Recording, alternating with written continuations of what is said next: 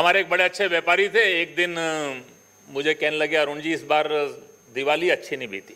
अब भारत में दिवाली व्यापारियों के लिए एक बहुत बड़ा त्यौहार होता है, एक प्रकार से इकोनॉमी का हमारा बड़ा स्रोत रहता है। मैंने कहा क्या हो गया? आज से 10 साल पहले की बात है, हरियाणा की बात है, अंबाला में उनका एक बड़ा बिजनेस था और वो बिजनेस जो था वो मूर्तियों का था।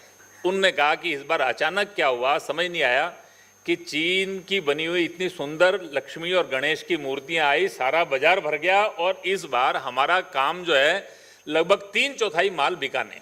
समझ नहीं आया ये हुआ क्या। मेरे मन में एक सवाल आया कि चीन की बनी हुई मूर्तियां दिवाली से 3-4-5 महीने पहले भारत की मार्केट में आ गई। चीन को सपना आया था क्या कि भारत के अंदर एक 50 करोड़ गणेश जी की, 50 करोड़ लक्ष्मी जी की मूर्तियां बिकती हैं, इस रेट बिकती हैं।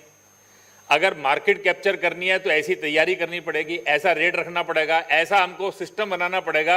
ये अमेरिका को किसने, चीन को किसने बताया? चीन जाने वाले लोग कहते हैं कि चीन के विश्वविद्यालयों में सैकड़ों भारत अध्ययन केंद्र हैं, सैकड़ों की संख्या में केंद्र हैं। हमारी हर छोटी बात का अध्ययन करते हैं, इसलिए धीरे धीरे करते करते उन्होंने हमको हर क्षेत्र के अंदर, हमारे देश के अंदर मात देनी शुरू की है। मुझे लगता है कि सुरक्षा के बारे में जब विचार करना है तो जो जितनी जटिलता आज है उसमें सबसे जो महत्व का विषय है कि क्या दूसरों का अध्ययन करना ये हमारा स्वभाव बनेगा क्या। चीन मार्केट में आ गया, अब हम समझ नहीं आ रहा है कि क्या करें। आखिर में सरेंडर करते हैं, मैन्युफैक्चरर ट्रेडर बन जाता है, उनका सप्लायर बन जाता है, उनका वो माल खरीदने इंपोर्टर हो जाता है। हमारे ही देश के अंदर हमको मजबूर कर दिया उन्होंने। वास्तव के अंदर दूसरों का अध्ययन करना, विषयों का पहले से आकलन करना, इसकी ताकत चाहिए।